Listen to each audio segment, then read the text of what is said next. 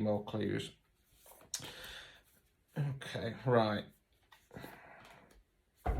Yeah, it's taken a complete turn here. It's very bizarre.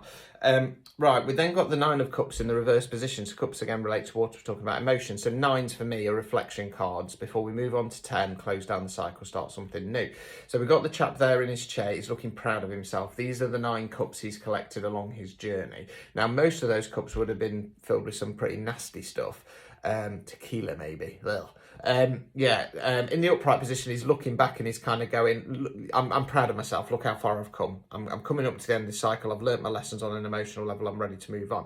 When it's in the reverse position, it tends to be that we're looking back and we're feeling a little bit like, I gave all this emotion to this. I gave all this dedication to this. And oh God, I know where this is going. And it's not worked out the way I wanted to. So there's some kind of sadness there. It's always me. We then got the 4 of Swords in the reverse position. So again, swords where we think, words we use. Now it looks a little bit bleak on the face of it. It's not as bad. So we've got the sarcophagus in the church there.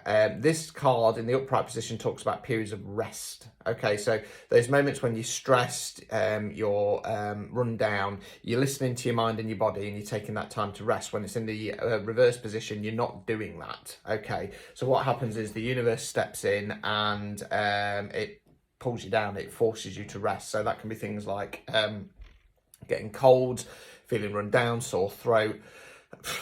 A bit dramatic, wasn't it? Sore throat, stuff like that. It can go up to one of my friends. I did a reading for her back in the last year, and she got this in the past reading, and she'd broken her foot. And it was the universe going, "You're not listening to us. You're not taking the time off, so we're going to physically stop you." Now that is an extreme example. Don't get me wrong, but things like that can come in. Okay, it's because of this. It's because of this stress. I'm gonna try and wrap this up because I think I know where this is going. The overall outcome, we've got the Knight of Pentacles in the reverse position. So Pentacles relates to the element of earth. It can mean money and finance, but it can mean non-financial wealth, and that's where I'm going. It means where you're investing your time, efforts, and energies. Now, I'm going to say this is whoever's watching this video, to be honest. Or do I want to say that? I'm not entirely sure. Okay. I'll carry on and I'll see if it comes to me. So knights, they don't have the knowledge of the kings and the queens. They're more so than the pages, but they're more about pushing forwards. They're about forward motion. Now, the Knight of Pentacles, you'll notice his horse is standing still. So he wants to go forwards, but he's not in a rush like swords and wands. Okay.